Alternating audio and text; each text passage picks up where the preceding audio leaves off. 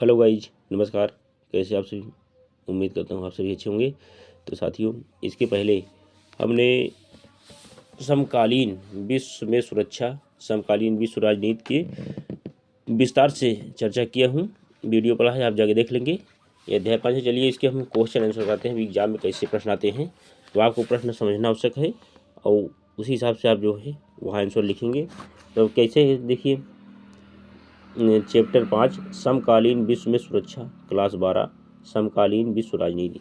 साथियों, यदि आप अभी तक चैनल सब्सक्राइब नहीं किया है, चैनल को सब्सक्राइब करके बेल आइकन घंटी प्रेस कर लीजिए और इस वीडियो को ज़्यादा से ज़्यादा प्यार दें। अब देखिए क्या है, पहला प्रश्न है क्या, निम्नलिखित पदों को उनके अर्थ से मिलाएं। पहला है विश्व बहाली के उपाय, कॉन्फिडेंस बिल्डिंग मेजर्स, कुछ खास हथियारों के इस्तेमाल से परहेज। नंबर 2 अस्त्र नियंत्रण, राष्ट्रों के बीच सुरक्षा मामलों पर सूचनाओं वेब आदान प्रदान की नियमित प्रक्रिया।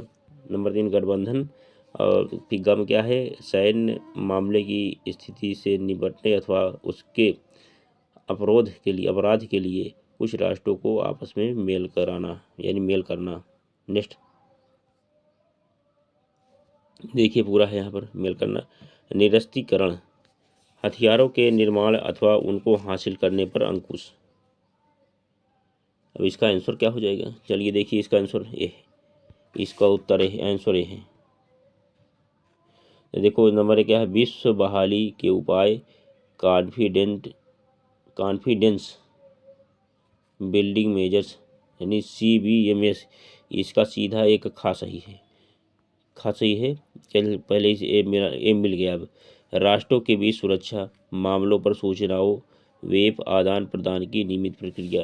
अब दूसरा है आस्था नियंत्रण, हथियारों के निर्माण अथवा उसके उनको हासिल करने पर अंकुश। गठबंधन, सैन्य हमले की स्थिति से निपटने अथवा उसके अवरोध के लिए कुछ राष्ट्रों का आपस में मेल करना। और उसके बाद निरस्त्रीकरण, कुछ खास हथियारों के इस्तेमाल में परहेज। अब आगे क्या है, क्वेश्चन नंबर 2। ऐसे क्वेश्चन आए, निम्नलिखित में से आप किसे पारंपरिक सुरक्षा चिंता, गैर पारंपरिक सुरक्षा चिंता, खतरे की स्थिति नहीं का दर्जा देंगे। यानी चिकनगुनिया, डेंगू बुखार का प्रसार, पड़ोसी राष्ट्र के श्रमिकों की आमदनी, अपने क्षेत्र के राष्ट्रीयता की मांग करने वाले समूह का उदय, अपने क्षेत्र के लिए स्वतंत्रता की मांग करने वाले समूह का उदय, एक अखबार जो देश में सशस्त्र बलों को आलोचनात्मक नज़र से देखता है। तो पहले का आंसर क्या हो जाए, यानी पहले का आ का हो जाए उत्तर, गैर पारंपरिक सुरक्षा चिंता। नंबर बा में क्या हो जाए, गैर पारंपरिक सुरक्षा चिंता। आसा में पारंपरिक सुरक्षा चिंता। दा में खतरे की स्थिति नहीं। या में खतरे की स्थिति नहीं, खतरे की स्थिति नहीं। चलिए स्क्रीनशॉट ले लीजिए इसका। अब आगे क्या है, क्वेश्चन नंबर 3, परंपरागत और अपारंपरिक सुरक्षा में क्या अंतर है। गठबंधनों का निर्माण करना और उनको बनाए रखना इनमें से किस कोटि में आता है? उत्तर क्या हो जाएगा, पारंपरिक सुरक्षा। हमें दूसरे देश की सेना से बाहरी खतरा होता है। भारत के पड़ोसी देशों के पास परमाणु हथियार है और वह शांति के लिए खतरा है। नंबर 3, हमें देश के अंदर भी आतंकवाद से खतरा है।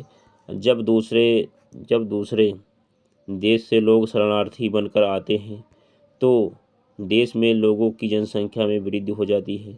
पारंपरिक सुरक्षा की धारणा में बाहरी आक्रमण के समय एक राष्ट्र 3 उपो से उससे छुटकारा पा सकता है। और नंबर का देखिए, आत्मसमर्पण करके, आक्रमणकारी राष्ट्र की बातें मानकर तथा आक्रमणकारी राष्ट्र को युद्ध में हराकर। और नंबर 2 क्या है, अपारंपरिक सुरक्षा, बाहरी खतरों के साथ साथ हमें अपनी सरकार से भी खतरा होता है। भारत की आम जनता को भारतीय पुलिस हमले से भी खतरा होता है, तो इससे आम जनता ही। चलिए स्क्रीनशॉट लीजिए।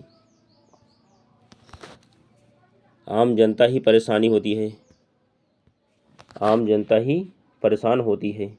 अब गाय देश के बाहर भी हमें आतंकवाद का खतरा बना रहता है, इससे पूरे विश्व को खतरा होता है। जनसंख्या बढ़ रही है और आने वाले वक्त में संसाधन खत्म हो जाएंगे। यह भी अपारंपरिक सुरक्षा है। अपारंपरिक सुरक्षा की धारणा में एक देश को केवल दूसरे देश की सरकार के सैन्य खतरे की चिंता ही नहीं बल्कि अन्य स्रोतों से होने वाले खतरों की भी चिंता रहती है। तीसरी दुनिया के लोगों और विकसित देशों में रहने वाले लोगों के सामने आने वाले खतरों में क्या अंतर है? उत्तर क्या हो जाएगा? तीसरी दुनिया और विकसित देशों के लोगों में खतरे अलग हैं। नव स्वतंत्र देशों को अपने पड़ोसी राज्यों के साथ भी सैन्य संघर्षों का सामना करना पड़ा, जो कि देश के लिए सबसे आम और खतरनाक खतरा है। इन देशों को न केवल अपनी सीमाओं के बाहर पड़ोसियों से खतरा का सामना करना पड़ा, बल्कि भीतर भी विभिन्न मांगों के लिए जनता के बीच संघर्ष किया है। आंतरिक रूप से नए देश अलगाववादी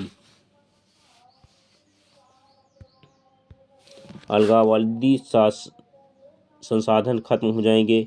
यह भी अपारंपरिक सुरक्षा है। नंबर 5, अपारंपरिक सुरक्षा की धारणा में एक देश को केवल दूसरे देश की सरकार के सैन्य खतरे की चिंता ही नहीं बल्कि अन्य स्रोतों से होने वाले खतरों की भी चिंता रहती है। नंबर 4 क्या है? तीसरी दुनिया। अच्छा, ये तो मैंने करा दिया। अच्छा, सॉरी, चलो यहाँ तक। हाँ, ऐसे उनकी सुरक्षा की गंभीर चिंता की पेश की चुनौतियाँ यहाँ तक हुआ था। हाँ, विभिन्न जनता के बीच संघर्ष किया गया। आंतरिक रूप से नए अलगाववादी आंदोलनों से खतरे वाली चीज़ें जो स्वतंत्र देशों को संगठन करना चाहते हैं। नए देशों के लिए पड़ोसियों के साथ बाहरी युद्धों और आंतरिक युद्धों ने उनकी सुरक्षा के लिए एक गंभीर चुनौती पेश की है। ऐसी कई चुनौतियाँ हैं जिनका सामना विकसित देशों को करना है। चलिए, पूरा हो गया था ये। नंबर 5 देखिए, क्या आतंकवाद सुरक्षा के लिए एक पारंपरिक या गैर पारंपरिक खतरा है? आता है क्वेश्चन। आतंकवाद, अब उत्तर क्या? आतंकवाद एक जहर के रूप में माना जाता है जो विभिन्न तरीकों से किसी देश को मार सकता है। आतंकवाद विभिन्न तरीकों से देश में शांति और व्यवस्था को घायल करने के लिए एक गैर पारंपरिक खतरा है। आतंकवाद का उद्देश्य राजनीतिक हिंसा को नागरिकों और जानबूझकर अंधाधुंध तरीके से लक्षित करना है। आम तौर पर नागरिकों को संघर्ष में राष्ट्रीय सरकार और अन्य दलों के खिलाफ एक हथियार के रूप में आतंकित किया जाता है। आतंकवाद में विमानों का अपहरण करना या ट्रेन, कैफे, बाजार और अन्य भीड़भाड़ वाले स्थानों पर बम लगाना शामिल है, जो लोकतंत्र के लिए कई मायनों में एक खतरा है, जिसे हमने 11 सितंबर 2001 को वर्ल्ड ट्रेड सेंटर पर आतंकवादी हमले में देखा। अन्य सरकारें और जनता भी आतंकवाद पर अधिक ध्यान दे रही हैं। एक भी देश ऐसा नहीं जो आतंकवाद से किसी भी तरह से लाभान्वित हो। अब आगे क्या है? पारंपरिक सुरक्षा के दृष्टिकोण के अनुसार किसी देश के पास उसकी सुरक्षा को खतरा होने पर क्या विकल्प उपलब्ध है? ये देखिए साथियों, क्वेश्चन नंबर 6 है। उत्तर हो जाएगा, जैसा कि हम आज देखते हैं कि अगर देश की सुरक्षा को अलग अलग तरीकों से धमकी दी जाती है तो पारंपरिक सुरक्षा देश को 3 विकल्प देकर हिंसा को सीमित करने के समझौते पर ध्यान केंद्रित करता है। युद्ध की लागत को अस्वीकार्य स्तर तक बढ़ाने का वादा करके दूसरे पक्ष को हमला करने से रोकने के लिए मनाना, जो सकारात्मक परिणाम ला सकता है। जब युद्ध वास्तव में होता है तो एक देश खुद की सुरक्षा करने के लिए रक्षा कर सकता है, ताकि हमलावर देश को उसके उद्देश्यों से वंचित किया जा सके और वापस हमला करके पूरी तरह से हमलावर बलों को हरा सके। इसलिए देश की सुरक्षा नीति, जो युद्ध को रोकने के लिए जिसे रक्षा कहा जाता है, युद्ध को सीमित या समाप्त करती है। युद्ध किसी भी राष्ट्र के लिए लाभदायक परिणाम नहीं है। इसने हमेशा अर्थव्यवस्था, समाज और राजनीति के संदर्भ में विनाश किया है। यानी युद्ध अच्छा नहीं होता है, युद्ध से हमेशा घाटा होता है, मुनाफा किसी प्रकार का नहीं हो सकता। इनका मानना है लेखक का कि जो है युद्ध से हमेशा घाटा होगा, मुनाफा नहीं हो सकता है। चलिए इसके साथ ले लीजिए इसका नंबर 7 क्या शक्ति संतुलन क्या है? कोई देश इसे कैसे समाप्त कर सकता है? आगे क्या है? स्थिर विश्व राजनीति के लिए शक्ति का संतुलन वास्तव में आवश्यक है। शक्ति संतुलन एक दूसरे के साथ आर्थिक और तकनीकी रूप से सहयोग करके बड़े और छोटे देशों के बीच संतुलन है। एक छोटा देश हमेशा बड़े या शक्तिशाली देश से युद्ध को रोकने के लिए संदिग्ध होता है, इसलिए वे आर्थिक और तकनीक शक्ति के साथ साथ सैन्य शक्ति का निर्माण करने के लिए शक्ति संतुलन बनाए रखते हैं ताकि अपनी सुरक्षा की रक्षा कर सके। क्वेश्चन नंबर 8 देखिए, सैन्य गठबंधन के उद्देश्य क्या है? अपने विशिष्ट उद्देश्यों के साथ एक कामकाजी सैन्य संगठन का उदाहरण दें। उत्तर, सैन्य गठबंधन के बारे में विभिन्न उद्देश्य हैं और यह विश्व शक्ति की स्थापना में भी आवश्यक है। गठबंधन राज्यों और राष्ट्रों के बीच सैन्य हमलों के खिलाफ बचाव के लिए पारंपरिक सुरक्षा का महत्वपूर्ण घटक है। गठबंधन दूसरे गठबंधन के अपेक्षा अपनी प्रभावी शक्ति बढ़ाने के लिए बनाए जाते हैं। सैन्य गठबंधन, चलिए स्क्रीनशॉट ले लीजिए। सैन्य गठबंधन का क्या हो गया? खिलाफ बचाव की सुरक्षा के लिए महत्वपूर्ण घटक है।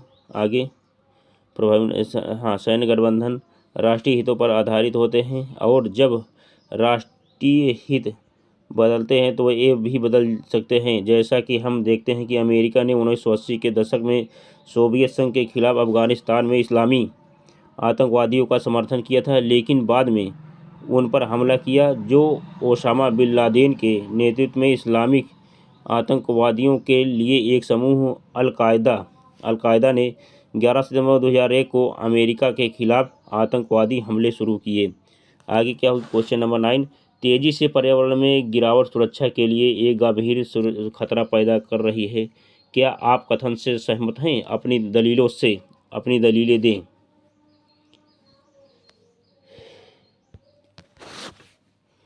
उत्तर क्या हो जाएगा? हाँ, हम इस कथन से सहमत हैं क्योंकि कुछ स्थितियों में एक देश को वैश्विक समस्या का खामियाजा भुगतना पड़ सकता है, जैसे पर्यावरणीय क्षरण मतलब हानिकारक होता है। क्षरण सुरक्षा के लिए एक गंभीर खतरा पैदा करता है। उदाहरण के लिए ग्लोबल वार्मिंग के कारण समुद्र का जल स्तर 1.5 से 2 मीटर बढ़ जाता है, जिससे बांग्लादेश के 20% हिस्से में बाढ़ आ जाती है। मालदीव के अधिकांश भाग में बाढ़ आ जाएगी और थाईलैंड की लगभग आधी आबादी को खतरा होगा। इसलिए इन समस्याओं की वैश्विक प्रकृति के कारण अंतर्राष्ट्रीय सहयोग महत्वपूर्ण है। विभिन्न तरीकों से हम देखते हैं कि किसी भी देश के प्रमुख चिंता राजनीतिक और आर्थिक के बजाय प्राकृतिक जलवायु है। इन मुद्दों पर ध्यान देना बहुत महत्वपूर्ण है जो दुनिया में गंभीर असंतुलन पैदा कर सकते हैं। चलिए स्क्रीनशॉट ले लीजिए साथियों इसका। अब क्वेश्चन नंबर 10 देखिए। अब देशों के लिए सुरक्षा के रूप में परमाणु हथियारों और समकालीन सुरक्षा खतरों के खिलाफ सीमित उपयोग हैं। कथन की व्याख्या के उत्तर क्या हो जाएगा? परमाणु हथियार जिन्हें किसी भी देश के लिए एक बड़ी शक्ति माना जाता था, अब सत्ता का एक दिन का मामला है। हथियार नियंत्रण के सहयोग के कारण परमाणु हथियारों का सीमित उपयोग है। हथियार नियंत्रण संधि में से एक परमाणु हथियारों के अधिग्रहण को विनियमित करने के लिए 1968 की परमाणु अप्रसार संधि यानी NPT थी। इस संधि के अनुसार 1967 से पहले जिन देशों ने उपवास किया था और परमाणु हथियारों का निर्माण किया था, उन्हें अपने हथियार रखने की अनुमति दी गई थी और जिन लोगों ने ऐसा नहीं किया था, उन्हें अधिग्रहित करने का अधिकार छोड़ देना चाहिए। ये चीज़ यहाँ बताया गया है। अब आगे नेक्स्ट देखिए क्वेश्चन नंबर 11। भारतीय परिदृश्य को देखते हुए भारत में किस प्रकार की सुरक्षा पारंपरिक या गैर पारंपरिक को प्राथमिकता दी गई है? तर्कों को प्रमाणित करने के लिए आप कौन से उदाहरण दे सकते हैं? ये क्वेश्चन कई बार पूछा गया है। उत्तर क्या हो जाएगा? भारत को कई खतरों का सामना करना पड़ा जो बाहरी होने के साथ साथ आंतरिक भी है। भारत ने चीन और पाकिस्तान जैसे देशों के साथ युद्ध का सामना किया। इसकी सुरक्षा रणनीति में अपनी यानी चीन से युद्ध कब हुआ था? चीन से हुआ था 1962 में। अब पाकिस्तान से कब युद्ध हुआ था? 1965 में हुआ था। 1965 में भारत पाकिस्तान युद्ध हुआ था। अब आगे क्या देखिए, क्षमताओं को मजबूत करने के लिए कई आवश्यक विशेषताएं हैं, क्योंकि भारत 1947, 48, 1965, 1971 और 1999 में पाकिस्तान और 1962 में चीन के रूप में अपने पड़ोसियों के साथ संघर्ष में शामिल रहा। दक्षिण एशियाई क्षेत्र में भारत परमाणु हथियार देशों से घिरा हुआ है, इसलिए 1968 में परमाणु परीक्षण करने के भारत के फैसले को राष्ट्रीय सुरक्षा के लिए उचित ठहराया गया था। भारत ने पहली बार 1974 में परमाणु उपकरण का परीक्षण किया। यह भारत की हथियार शक्ति में एक प्रमुख मील का पत्थर बन गया। भारत के लिए अंतर्राष्ट्रीय मानदंडों और अंतर्राष्ट्रीय संस्थानों को मजबूत करना भी महत्वपूर्ण है। भारत ने ग्लोबल वार्मिंग की जांच के लिए ग्रीन हाउस गैसों के उत्सर्जन को कम करने के लिए 1997 में क्योटो प्रोटोकॉल पर हस्ताक्षर किए, जो कि दुनिया में अब हम देख रहे हैं जलवायु संकटों का एक प्रमुख कारक है। चलिए यहाँ तक साथियों स्क्रीनशॉट ले लीजिए। एक क्वेश्चन हुआ पूरा, प्रश्न और उत्तर इसी में से पूछा जाएगा, तो आप वहाँ कर ले जाएंगे। वीडियो पूरा देख करके आप सेंटर पर जाइएगा, तो यकीन मानिए काफ़ी क्वेश्चन इसमें से आपको मिलेंगे। और साथियों इस वीडियो पर ज़्यादा से ज़्यादा प्यार दें, लाइक करें, दोस्तों में शेयर करें, और यदि आप चैनल पहली बार विजिट किए हैं तो चैनल को ज़रूर सब्सक्राइब कर लें। चलिए मैं अपनी बातों को अब यहीं पे एंड करता हूँ। जय हिंद, जय भारत, वंदे मातरम।